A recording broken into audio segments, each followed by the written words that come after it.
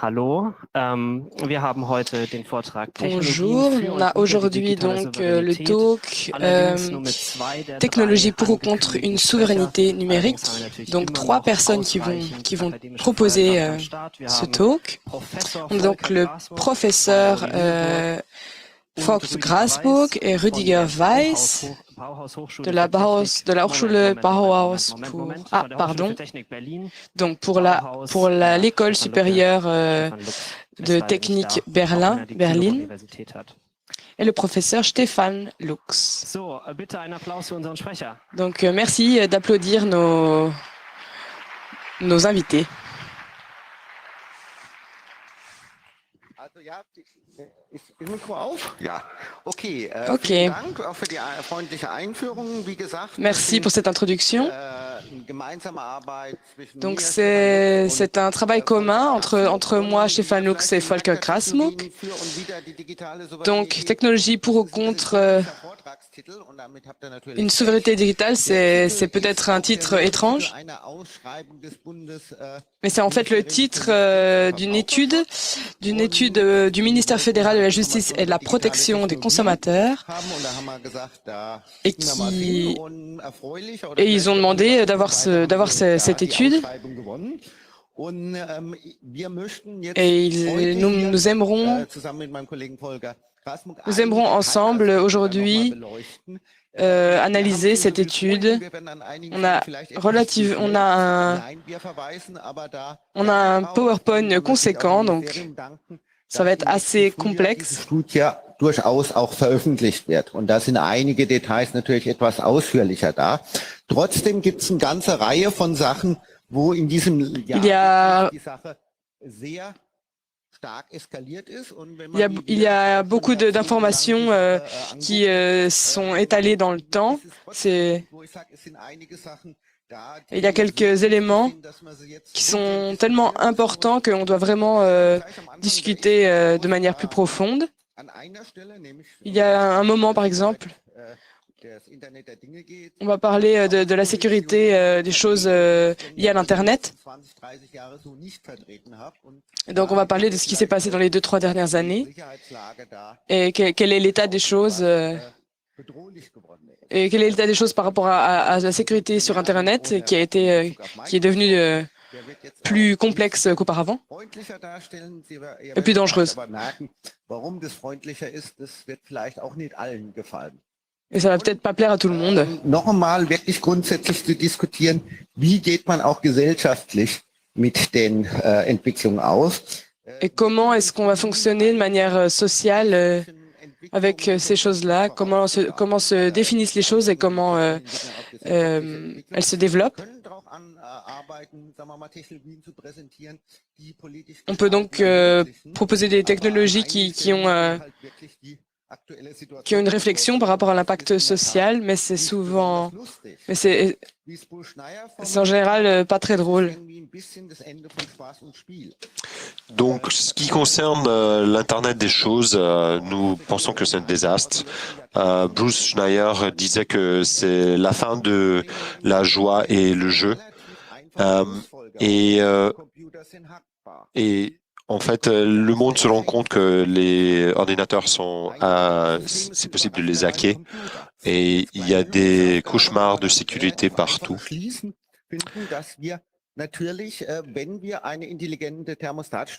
Et par exemple, si nous avons une thermostat intelligent, c'est possible que des gens avec des intentions malsaines peuvent utiliser l'Internet pour se connecter et le contourner.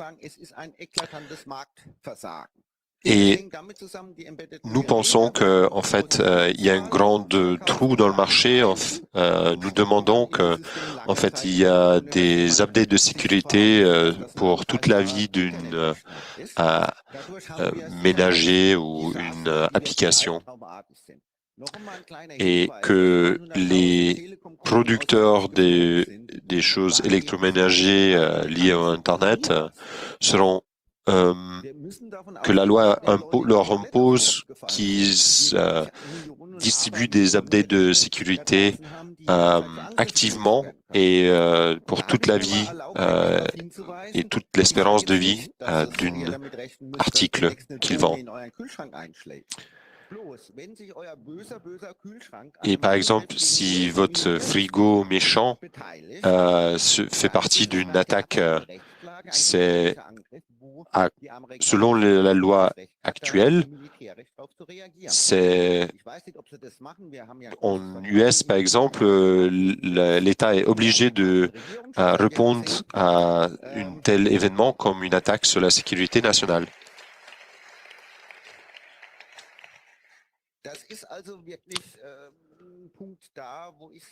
Donc, ça, c'est un point sur lequel nous demandons qu'on réfléchisse profondément. Et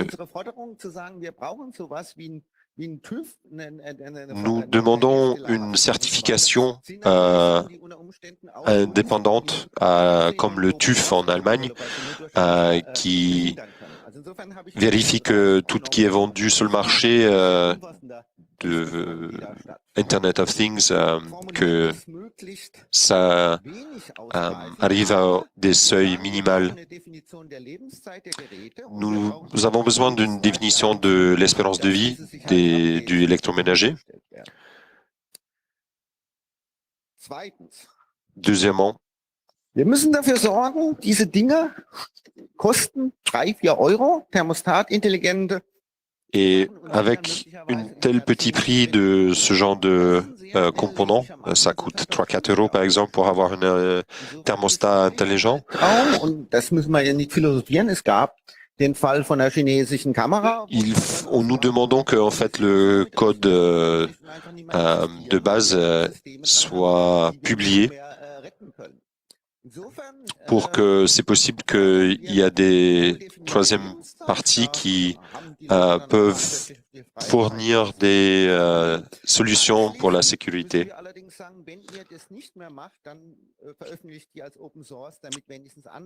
Donc, si par exemple l'entreprise qui produit une composant ne le fait pas leur-même, qu'ils au moins publie le code en open source pour que d'autres personnes peuvent le faire. Et en plus, nous demandons aussi que c'est important de mettre le source code chez des parties indépendantes qui le gardent en main. Ça ne veut pas dire qu'ils sont open source tout de suite, mais que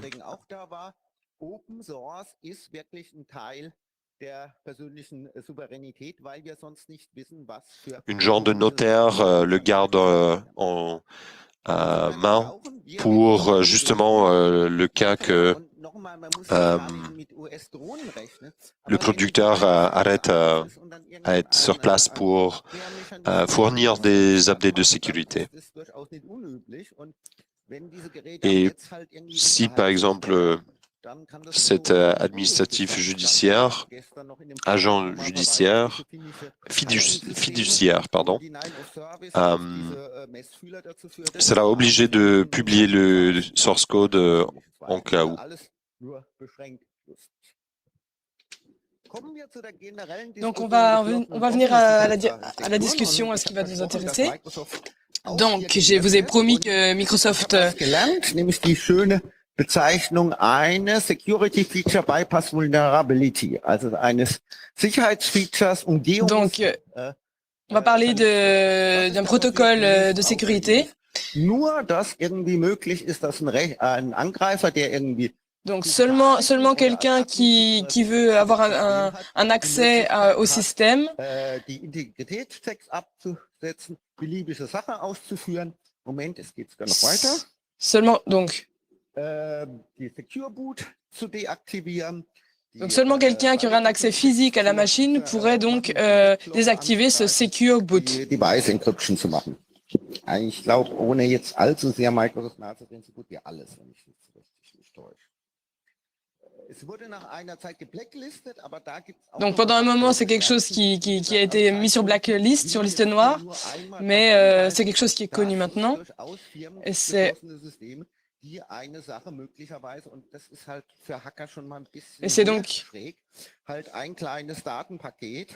donc quelque chose qui, même pour des hackers,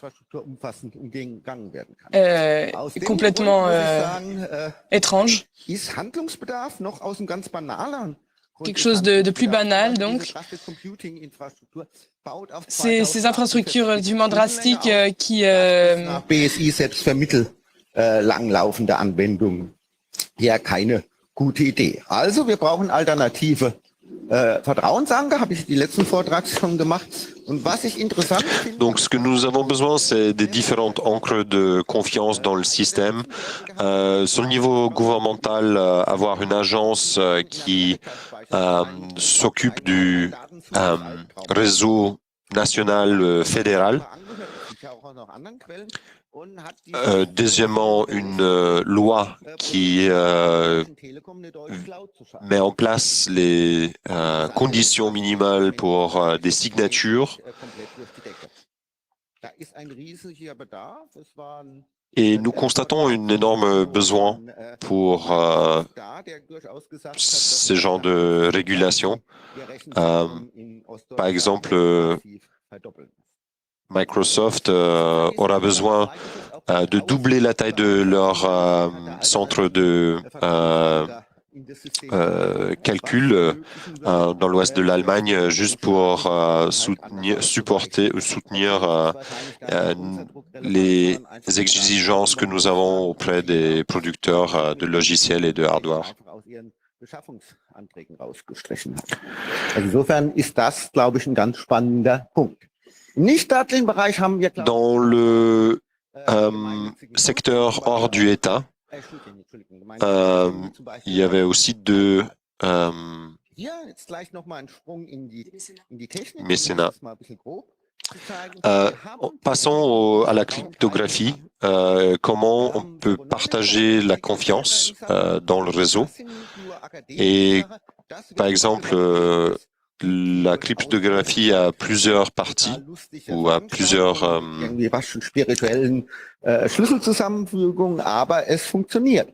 et là, c'est mathématiquement prouvable que c'est sécure. Entre autres, nous connaissons trois différents protocoles, le Secret Sharing, le Zero Knowledge Protocol et autres. Donc on vient à une sorte de quiz. Eric Schmidt, donc, qui a donc les choses digitales de la conférence en 2011. Donc il a écrit.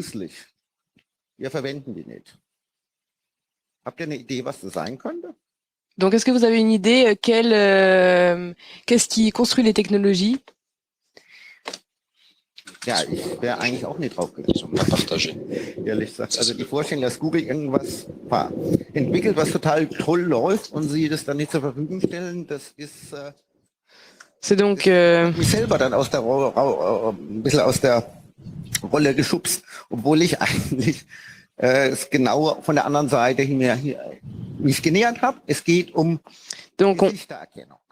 On va parler d'une reconnaissance de faciès, de visage. Donc c'est relativement... C'est quelque chose qui fait relativement peur. Par exemple, en Angleterre, il y a un grand festival. Et donc on peut sortir on peut partir de films, trouver des visages et savoir où ils sont. Haben früher oder später auch Hacker und damit vielleicht 2 Jahre später auch wirklich die normale Bevölkerung. Und das kann wirklich gruselig werden.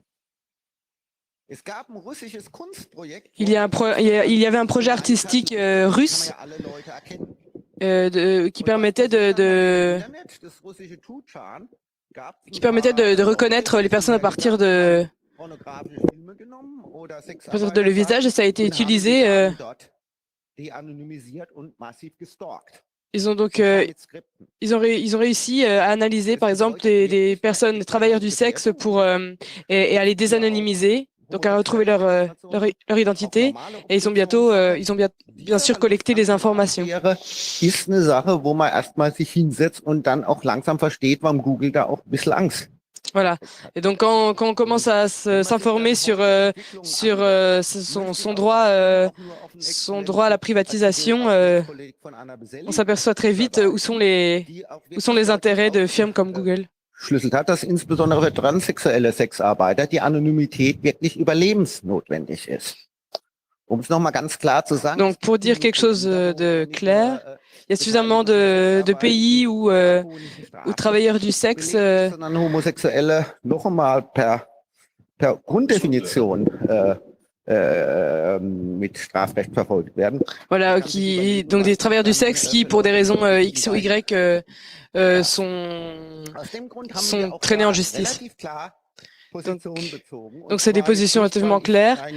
Diskussion einsteigen will, die politisch recht unerfreulich läuft, sondern einfach mal wirklich zu sagen, wenn wir Leute schützen müssen. Quand on veut protéger les gens, on doit reconnaître que les banques de données sont toujours des choses qui peuvent être perdues. Gegen Angriffe schützen kann. Und aus dem Grund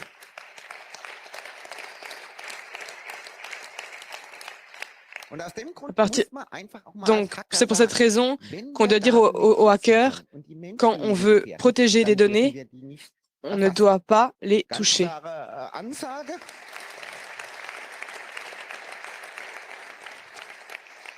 Voilà, on ne doit pas les répertorier, on ne doit pas les...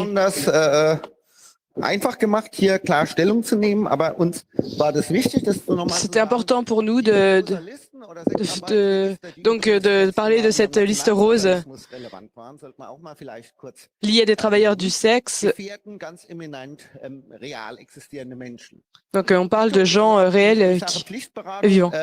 Tut auch die Anonymität beschädigen. Hier können wir sogar etwas helfen und sagen, es gibt durchaus, dazu komme ich im letzten Teil, Attestationsmethoden, Leuten anonym. Voilà, des consultations qui sont obligées, c'est un autre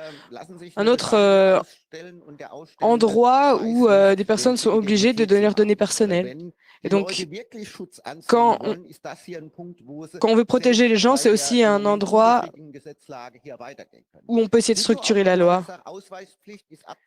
Par exemple, l'obligation de montrer sa carte d'identité. On pourrait très bien produire plus de pseudonymes, de ne pas mettre de photos sur Facebook. Il y a suffisamment d'autres personnes qui vont mettre des photos de nous-mêmes. Donc, voilà. Und dann müssen wir halt gucken, wie wir da aus weitergehen.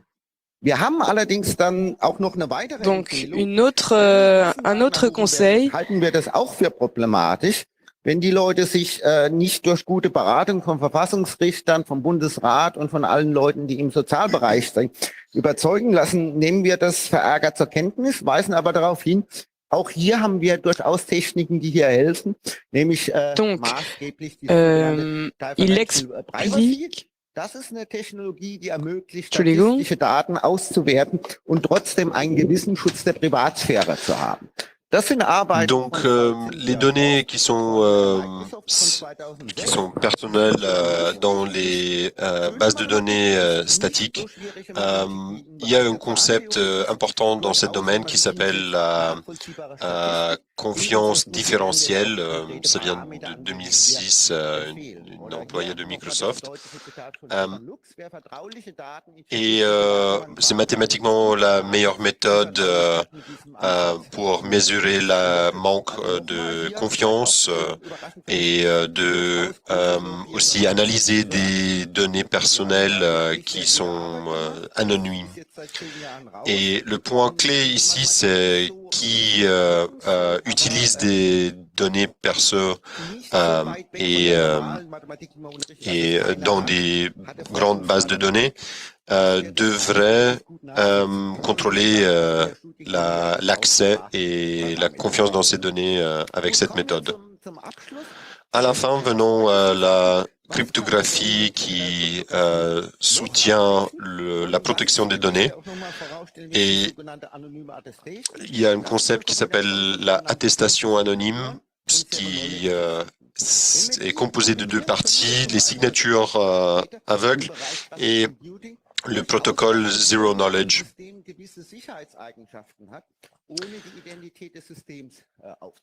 Donc, un système peut avoir certains aspects de sécurité sans divulguer sa propre identité.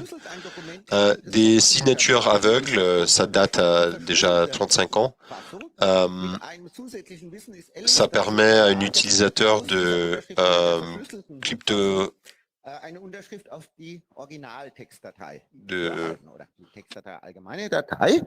Und hier nochmal ist beweisbare mathematische Sicherheit. Wenn das Dokument und eine gültige Unterschrift gegeben ist, kann nicht mal der Bob, der die Signatur generiert hat, erkennen, dass da wann genau dieses Dokument und für wen das Dokument ist. En fait, avec un document, c'est possible de le enchiffrer et de le faire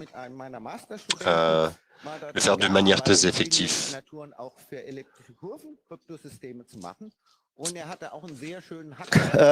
Donc voilà, on parle de notre système sur lequel il travaillait avec un étudiant qui est en master.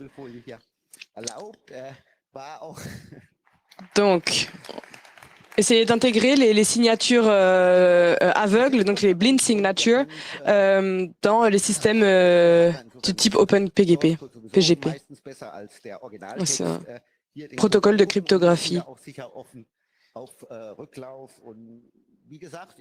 Donc, comme je l'ai dit, j'ai une position critique par rapport aux signatures elliptiques, aux courbes elliptiques. Donc, le protocole de connaissance zéro, ce qu'on peut dire, c'est que... Ah, il a oublié quelque chose. Voilà, 82, 83, il a oublié de préciser les dates de ces technologies. Donc 82 pour la Blink Signature et 83 pour le protocole de connaissance zéro. Et donc ce sont des technologies qui n'ont pas qui sont de source libre. Voilà une autre. On parle d'un exemple, Direct Anonymous Attestation, attestation directe et anonyme. Donc, il y a par rapport à ça des travaux de Microsoft qui sont relativement intéressants. Donc, on pourrait, à partir des mathématiques, protéger des utilisateurs. C'est quelque chose qui... Voilà, donc c'est quelque chose qui est utilisé là comme connaissance mathématique, ça reste accessible, ça resterait accessible. Donc encore deux choses. Je suis un grand fan de hash function, de fonction hash. Et je pense à une conférence de DTB et ce que vous avez compris là, c'est donc des signatures qui seraient collectées. C'est fascinant que contre de l'informatique quantique,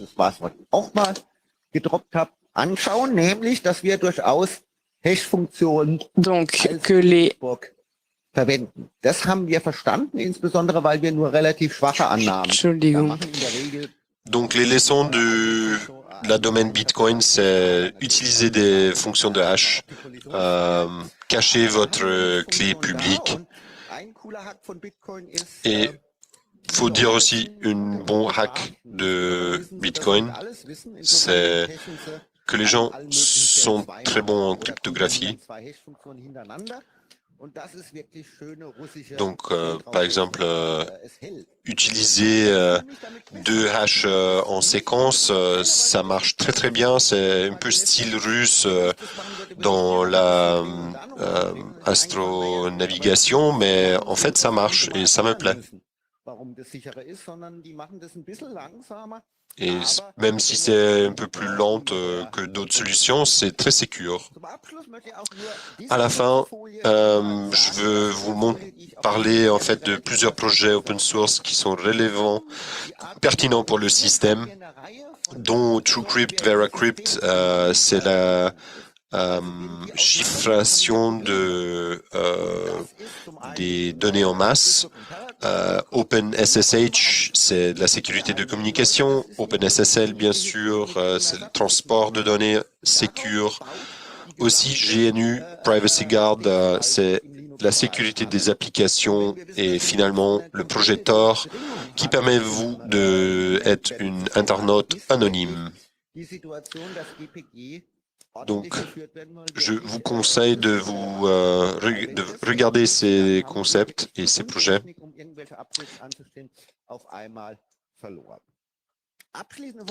Finalement, comment se défendre contre les malsains? C'est un entretien que Edward Snowden a donné le journal anglais Guardian en 2014. C'est la cryptographie marche. Ceci n'est pas une art noire, c'est une protection de base. Et c'est la défense contre les arts noirs dans le monde digital. Il faut le implémenter et en plus, il faut le rechercher activement. Et comme j'ai dit avant, nos politiciens ne sont pas capables de nous protéger, mais c'est à nous de le faire. Et comme ça, nous ne serons pas des moutons sacrificiels, mais nous serons des internautes et des citoyens digitales qui peuvent se autoprotéger.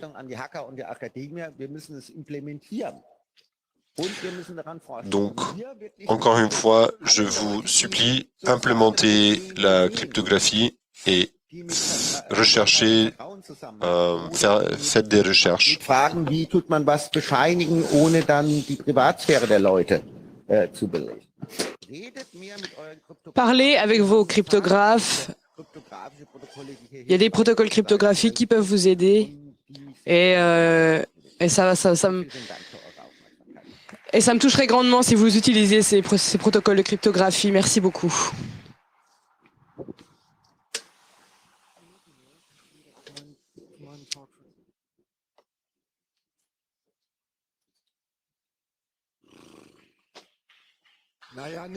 Non, non, non, non, non, non, non.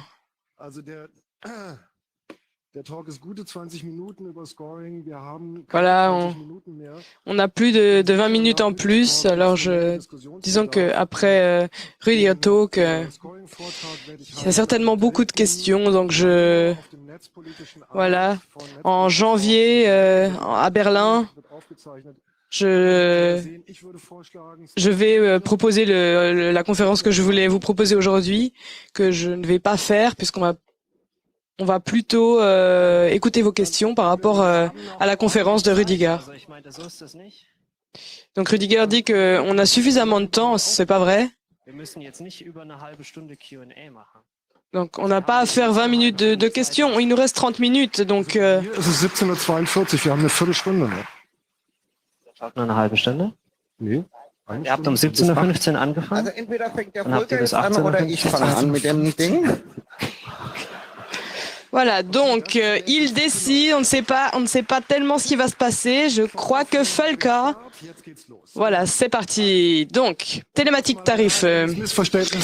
Zu vermeiden. Nein, es geht nicht um Tipps, wie man auf der Party heute Abend einen Date. Voilà, je vais pas vous donner des idées comment vous pouvez rencontrer quelqu'un dans les parties ce soir. Voilà, où est-ce que nous sommes. Voilà, nous allons commencer ici. Les risques. Donc, voilà. Dazu muss man Prognosen erstellen, die bekanntlich besonders schwierig sind, wenn sie sich auf die Zukunft richten. Der Ursprung dieses Bonmots ist unsicher. Donc, on va parler des prognoses, et donc la base de cela, Donc Karl Valentin, donc un comique, un physicien, un écrivain. Donc les prognoses qui utilisent des données passées sont plus faciles à faire. C'est pas vraiment réel. Et quand on connaît ob das fragliche Ereignis, Kreditrückzahlung oder Versicherungsfall oder ähnliches eingetreten ist oder nicht, aber ein prognostisches Modell zu erstellen, un modèle de prognose qui se construit à partir des données avant que les choses se passent, c'est pas du tout quelque chose de trivial. Donc, des données de masse, il y a différents facteurs qui les collectionnent, l'âge, le genre, etc. Eintreffen des fraglichen Ereignisses korreliert sind. Man erhält so ein Datenmodell mit Donc, on a un modèle de données, on valide ce modèle,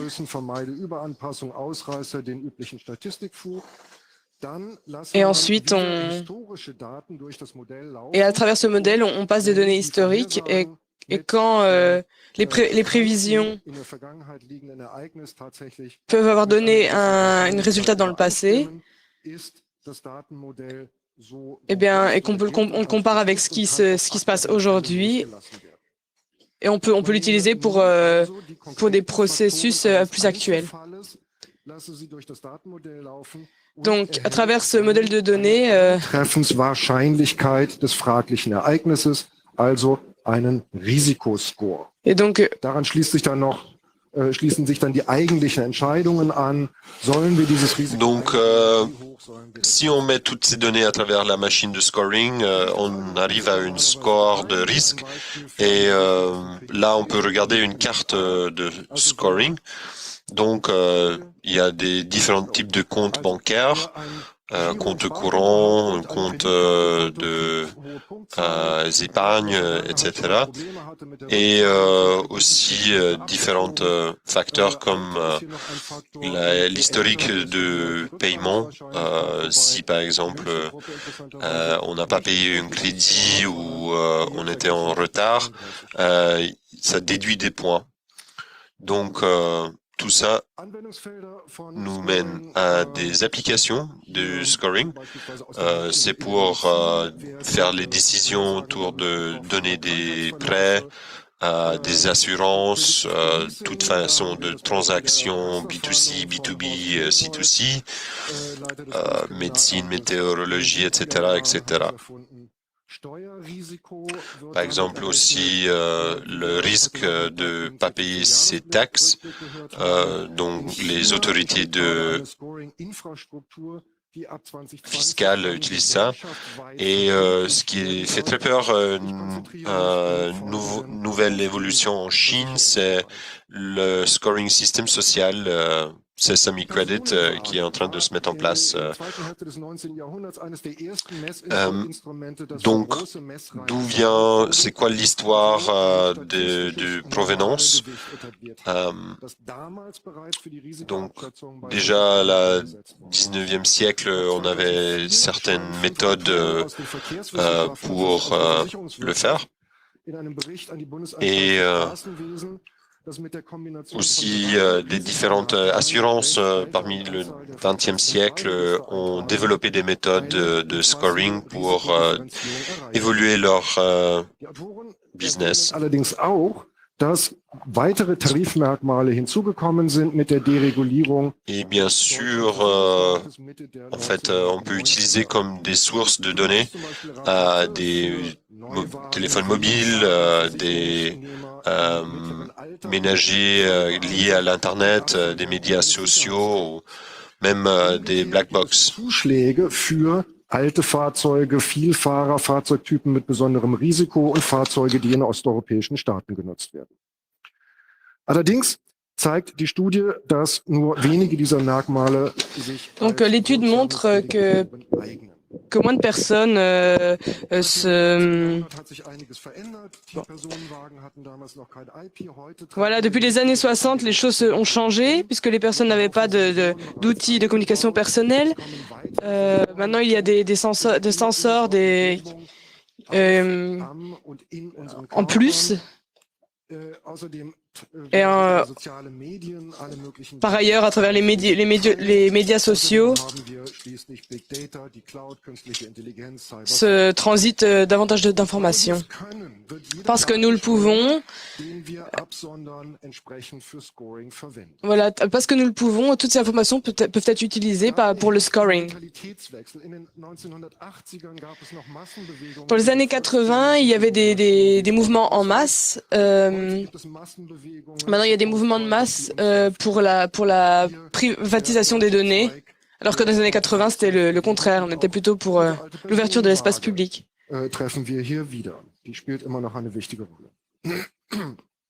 Donc voilà. Ici, un exemple concret pour une assurance. Donc c'est pour les jeunes conducteurs, pour les personnes qui n'ont pas vraiment encore d'assurance et qui n'ont pas de crédit. Et donc ils peuvent montrer qu'ils sont prudents et ils peuvent avoir une réduction. Donc ici on voit les mouvements de données.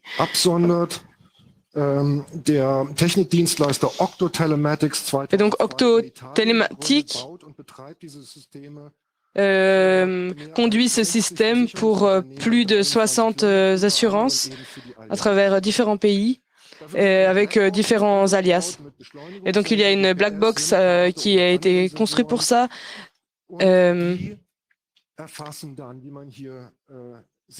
Et tout cela, comme on peut le voir, collecte les données, donc différentes données qui viennent qui sont générées par la voiture, les freins, la vitesse. La possibilité par ailleurs de trouver une voiture qui aurait été volée. Autre exemple, Vitality, c'est un programme de Generali et c'est un autre système d'assurance. Voilà, vous pourrez vous laisser traquer et vous recevrez quelque chose, une récompense. Et donc les feedbacks ne seront pas seulement reçus par l'assurance, mais aussi par les personnes qui se laissent traquer. Voilà, on peut par exemple décider d'avoir un objectif santé et se laisser traquer son comportement. C'est pas seulement le comportement, mais aussi c'est possible de le faire par rapport aux impôts. Donc l'assurance directe de la Sparkasse, c'est un programme qui date de 2015, mais ils se sont rendus compte que les coûts, c'était en gros 100 € par client. Et donc c'était compliqué, mais tant que ça a fonctionné,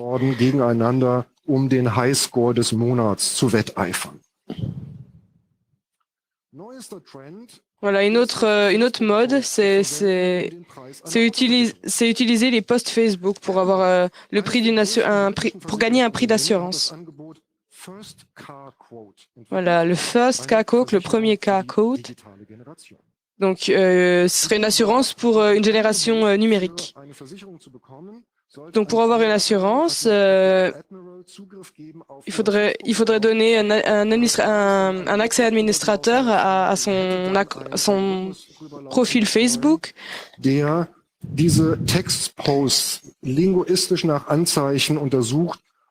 donc, les posts pourrait par exemple rechercher est-ce que cette personne est organisée.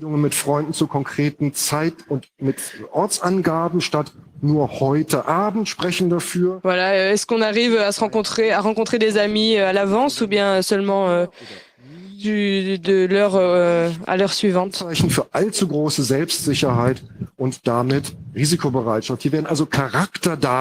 Voilà, donc des données de caractère serait proposé pour réduire les risques. En novembre, il y a un projet national, fédéral. Donc, Admiral a eu l'accès aux données, bien que ce soit quelque chose qui était fait par Facebook déjà par avance. Voilà. Donc, Admiral utilise maintenant un short survey.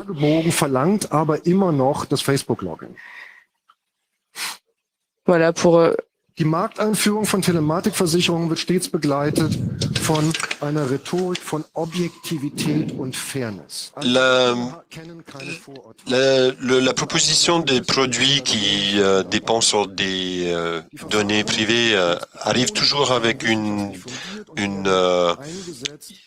dialogue basé sur une objectivité, ce qui veut dire que les algorithmes n'ont pas de préjugement et qu'un procès qui utilise cette méthode, il est fondé scientifiquement et était créé avec le soutien des académiques scientifiques éminents. Par contre, ça permet une discrimination très facilement. Par exemple, ethnicité caucasien versus américain, africain. Ça vient, on peut discriminer avec une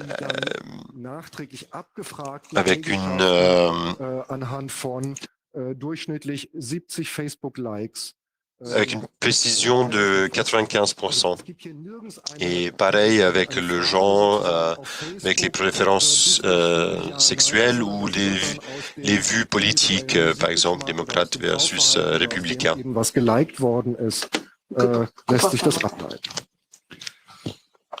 Fairness. Passons au concept de ce qui est faire. Par exemple, c'est dit que le scoring est utilisé pour protéger les consommateurs de s'endetter négligemment. Donc, ça devrait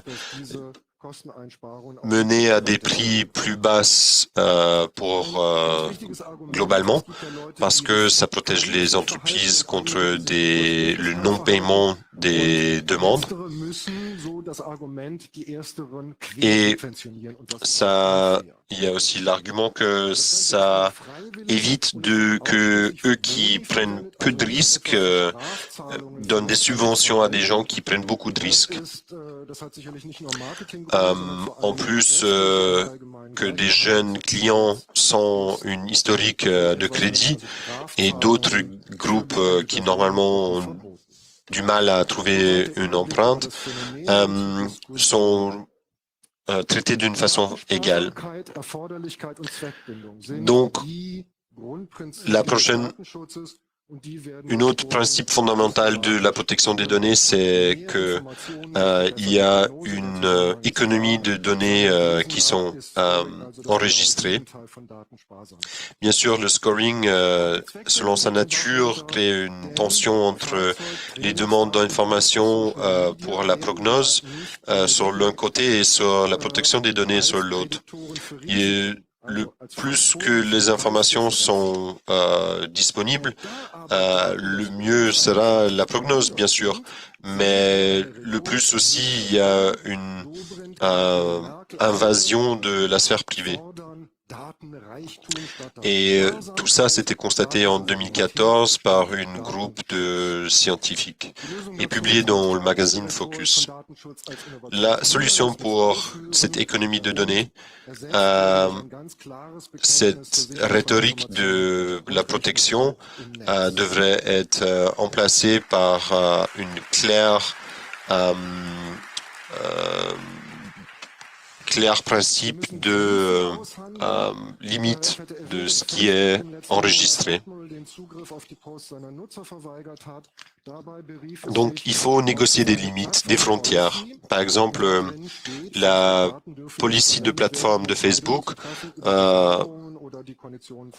que les données obtenues par Facebook pour faire des décisions d'éligibilité sur approuvoir ou rejeter une application ne sera pas faite. Donc, on parle des applications pour combien de demander en intérêt sur une empreinte. Opt-in, c'est souvent nommé comme un principe de base. Par exemple, les cookies. Donc, on peut marquer, on peut accepter ou non les cookies. On clique. Ah ouais, super. Là, on a vraiment gagné quelque chose.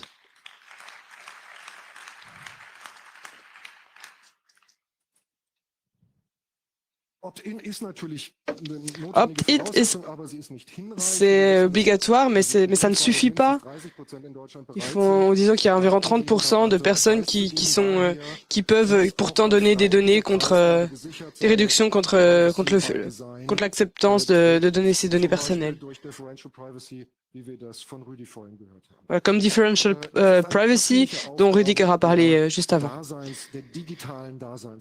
Donc, le fait d'être là de manière numérique.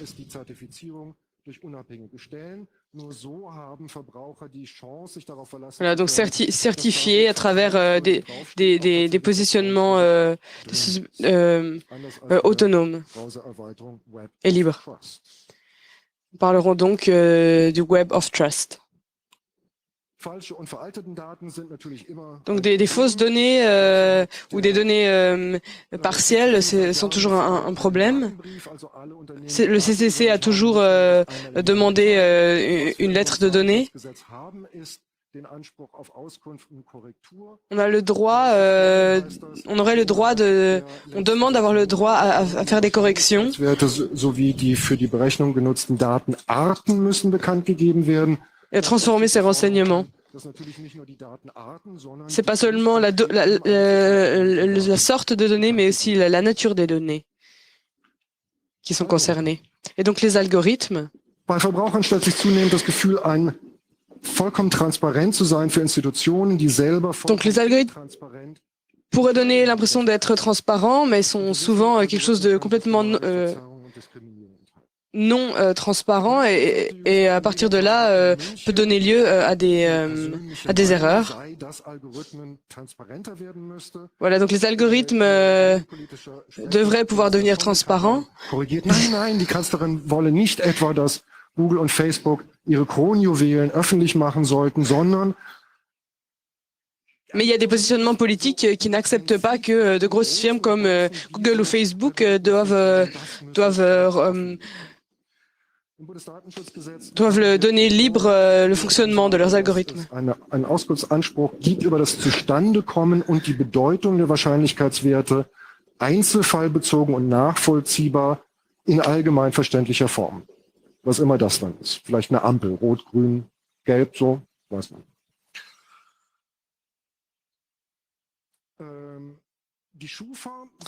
On parle de la Schufa. Ça dit par exemple non, c'est pas possible, on ne va pas donner nos algorithmes de manière libre. Dans un premier temps, la concurrence pourrait utiliser et nous copier et ça pourrait permettre les manipulations. Donc la transparence pourrait laisser penser à une manipulation possible. Algorithmen, die für Verbraucher folgenreiche Entscheidungen treffen, braucht es ein unabhängiges, vertrauliches In-Kamera, also hinter verschlossener Tür, Auditing. Und da kann man dann Donc il propose une solution. Ce qui est une audit derrière la scène, disons, qui est indépendant et sécure avec beaucoup de NDA, donc des contrats de non-partagement d'informations. Mais ça va être très très difficile de le mettre en place. Avant, on parlait de négocier des frontières et le cours européen l'a fait en mars 2011. Donc, c'est interdit de différencier l'offre des assurances selon le genre ou les préférences sexuelles. Donc, c'est possible, c'est peut-être raisonnable de le faire, mais c'est interdit, ce que je trouve très fair. Donc, nous voyons que c'est possible de mettre des limites, de les négocier, de le faire et avoir des juges et des cours qui les définissent. Donc, il faut avoir aussi le droit de ne pas être d'accord avec des décisions doutables et avoir des cours d'appel qui peuvent traiter ce genre de sujet. Donc, une autre solution que je propose, c'est que les données sont utilisées justement locales par celui qui les collectait et juste est transféré dans la forme agrégée qui est nécessaire pour déterminer un certain score. Donc, par exemple, Vitality, l'assurance le produit de Generali, fait la pub aussi avec des rabats sur des produits liés, comme par exemple des articles de sport. Donc, aus einem etwas anderen Bereich, das BSI hat in seinen 10 Datenschutzpunkten zum Smart Metering festgestellt, dass vor Ort der Stromverbrauch viertelstündlich erhoben wird, was für Verbraucher natürlich interessant ist. Es gibt Feedback, welche Geräte Là, on parle d'un exemple du BSI qui a 10 dimensions d'analyse de comportement digital, dont, par exemple, ça parle où la consommation d'électricité est mesurée toutes les 15 minutes par le fournisseur d'électricité. Par contre, de la transmission de ces données à des partenaires devrait se faire juste de mode agrégé à des mois ou la consommation annuelle. Donc, qui décide ? Le problème, c'est qui doit décider, les gens eux-mêmes, des algorithmes ou des systèmes qui apprennent eux-mêmes, dont les réseaux neuronaux ou d'autres méthodes de machine learning.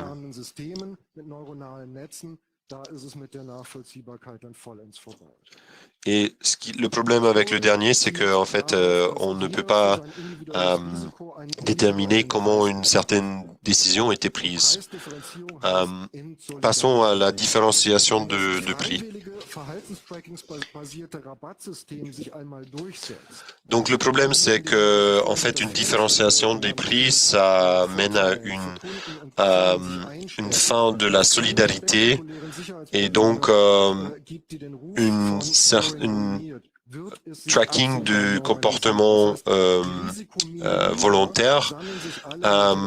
Si ça devient la norme, ça va mener à d'autres cas de risque.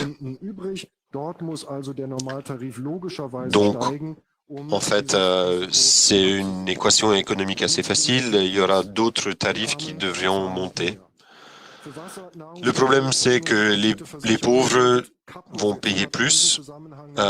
C'est aussi dans le scoring, c'est un aspect systématique parce que un component de la pauvreté, c'est d'être lié statistiquement au risque. Donc cette corrélation, c'est discriminatoire parce que ça persiste la pauvreté des gens. Dernier slide, dernière proposition. Ça doit être possible que c'est possible de choisir ces tarifs librement, même par des gens qui ne sont pas traqués ou qui ne font pas partie d'un système de scoring. Et en plus, le salaire indépendant en allemand, bedingungsloses Grundeinkommen. Merci à vous pour votre écoute. So, wir machen jetzt ganz unerwartet nochmal 6 Minuten Fragen und Antworten. Ihr kennt das Spiel, da sind Vous connaissez le jeu, et il y a les microphones là-bas. Mettez-vous devant pour poser des questions. Wir haben da Interface-Geräte bereitgestellt hier. Ja, Mikrofon Nummer 2 bitte. Ja, meine Herren, erstmal vielen lieben Dank. Merci beaucoup pour votre présentation. Beaucoup de impetus intéressants qu'on ne rencontre pas souvent. Nein, war ein Scherz. Zu Teil 1 des Vortrags, wir haben wunderbare Kryptoalgorithmen, wir haben wunderbare Möglichkeiten. Donc, concernant la première partie de la présentation, il y a des algos cryptographiques géniales. Kryptoalgorithmen durch Prozessormanipulation brechen kann. Wenn wir davon ausgehen, dass die Donc, toxisch ist, si on dit qu'une plateforme est toxique, da am Vorbild der russischen Föderation orientiert und sagt, okay, wir est-ce qu'on peut s'orienter auprès des Russes? eigene Prozessorentwicklung oder wir finanzieren halt auch einfach mal einen Windows-Klon, damit wir im Zweifelsfall mit Microsoft unabhängig sind. Ceci n'est pas une question, vraiment. Ersten Teil zusammenhängt. Wir haben noch 5 Minuten, ne? Begrenzte Redezeit, es tut mir leid. Okay, was mir halt an der Stelle fehlt und wo ich auch keinen Lösungsansatz sehe, ist, dass ich zwar me manque une proposition de solution, c'est oder auch gut anonymisiert, pseudonymisiert sind, aber in dem Moment, wo ich 4 Datensätze zusammenfüge, 4,5 Minuten. Gibt es dafür Ansätze? Wie lauten diese? Entschuldigung. Ja. C'est comment garder des données anonymes et éviter. Merci pour votre question. Merci pour votre question. C'est vrai que ça saute aux yeux que cette réflexion a tendance à se dégrader. Je ne veux pas vraiment commencer une polémique ou bien dire quelque chose de drôle. Mais l'État, les hommes d'État, ou bien des gens des administrations, diront toujours nous pouvons faire confiance aux Américains. Mais je suis intéressé comment les choses vont évoluer. Mais on sait que les producteurs de hardware ont un accès aux données et que Erklärung, dass man also gar nicht drüber reden darf. Die Computerindustrie hat es dann mit Kanarienvögeln versucht zu bekämpfen. Aber das ist schon durchaus wo ich sage, es gibt il y a cet impératif de trouver des logiciels qui permettent de rebooter le système. Et c'est pour nous les hackers, et c'est super. Il y a ce super terme de open source qui est toujours aussi étonnant. Et j'irai plutôt dans cette direction. Darf ich noch die zweite Frage? Es waren ja eigentlich 2, aber ganz kurz. Ich habe auch keine Lösung. Ja, voilà, je n'ai pas non plus de solution pour cette anonymisation.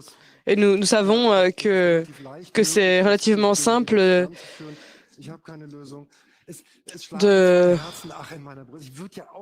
J'aimerais bien, en tant que sociologue, avoir beaucoup de données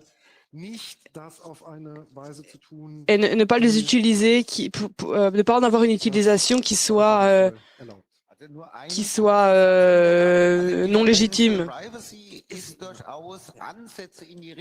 Donc il y a des positionnements dans cette direction.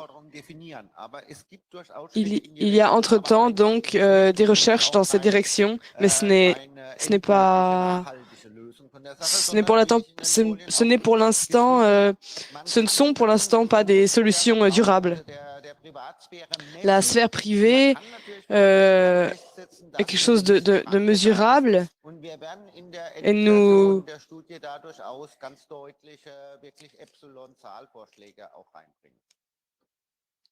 nous proposerons des chiffres Y en tant que solution.